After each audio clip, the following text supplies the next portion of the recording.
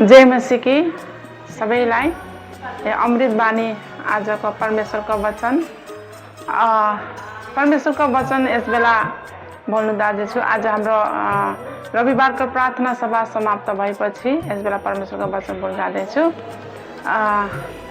हामी मसीहहरू परमेश्वरको प्रेमको कारण आज हामी मसीह भएका हौँ, क्रिस्चियन भएका हौँ। तर धेरै मान्छेहरूले बुझ्दैनन् क्रिस्चियन भएको मतलब किन, क्रिस्चियन भएको नाना प्रकारको बोली वचन बोल्छन्। तर जसले प्रभुलाई विश्वास गर्छ र प्रभुलाई चिन्छ उनीहरूलाई मात्रै थाहा छ कि प्रभु को हुनुहुन्छ, कति हामीलाई प्रेम गर्नुहुन्छ भनेर। आज हामी धन्य छौँ, आज हामी जीवित छौँ, परमेश्वरलाई महिमा दिनु पाएका छौँ अनि हामी धन्यवाद दिन्छौँ।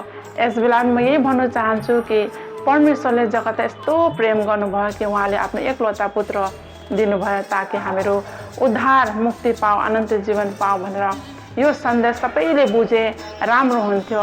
जसले सत्यलाई जान्दछ सत्यलाई स्वतन्त्र गर्छ। आज मान्छेले मसीह क्रिस्चियनलाई नाना प्रकारको बोली भन्छन्, पैसा दिएर क्रिस्चियनहरू भएका भन्छन्। तर होइन, यो सबै झुट हो। बस प्रभुले अनन्त जीवन दिनुहुन्छ। हामी विश्वास गर्छौँ र उहाँको हामी महिमा गर्छौँ।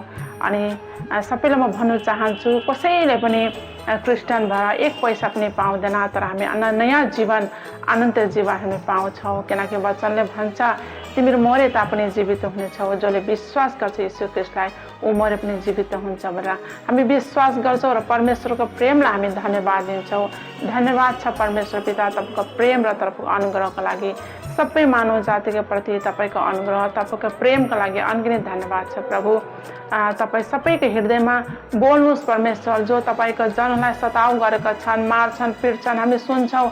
तपाईँको जनताको सेवकहरूलाई गोबरहरू पनि खिलाउँछ भनेर हामी सुन्छौँ पिता परमेश्वर। उनीहरूको जीवनमा पनि तपाईँले तपाईँको सत्यता, तपाईँको प्रेमको प्रभु सन्देश उनीहरूको जीवनमा तपाईँले पुऱ्याउनुहोस्। उनीहरूले पनि प्रभुलाई चिन्नुहोस्, जानुहोस् प्रभु। जो सताउ गरेको छ उनीहरूको जीवन परमेश्वर पिता तपाईँले उनीहरूको जीवन पनि बदलिदिनुहोस् ताकि तपाईँलाई जानेर उनीहरूले अनन्त जीवन पाउन सकुन्। अनि जसले तपाईँको नाममा दुःख कष्ट सहेको छ उनको जीवनमा बहुतायतले 100 गुणा तपाईँले उनको जीवनमा आशिष गर्नुहोस्। धन्यवाद छ परमेश्वर पिता। धन्यवादका समय यति नै तपाईँको महिमाको लागि यो वचन बोल्दछु।